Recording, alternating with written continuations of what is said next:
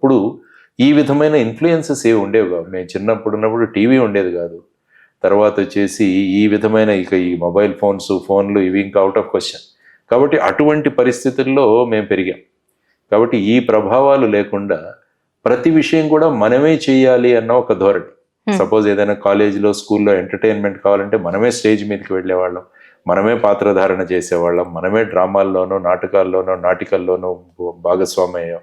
అందువల్ల ఏంటంటే ఒక వ్యక్తి యొక్క 360 డెవలప్మెంట్ అన్నది ఏదైతే ఉందో ఆ కాలంలో జరిగేది.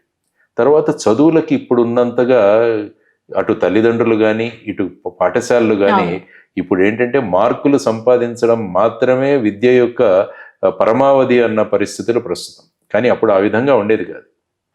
చదువుకి అంటే విద్యకు చాలా ప్రాధాన్యత ఉండేది.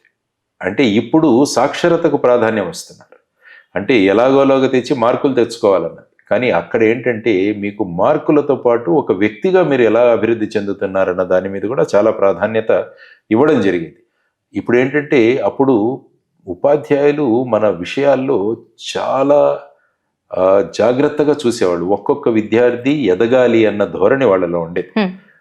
ప్రస్తుత కాలం నేను చూస్తున్నది ఏంటంటే మేము సిలబస్ కంప్లీట్ చేశాము కాబట్టి మాకేం సంబంధం లేదు. తర్వాత తల్లిదండ్రులు పిల్లలు కూడా ఎలా ఉన్నారంటే ముఖ్యంగా ప్రైవేట్ స్కూల్లో మేము ఫీజులు కడుతున్నాము వాళ్ళు చెబుతున్నారు. ఒక రకమైన వ్యాపార ధోరణి, వ్యాపార సంబంధాలు, కమర్షియల్ రిలేషన్స్ వచ్చాయి కానీ పర్సనల్ రిలేషన్స్ దూరం అయ్యాయి.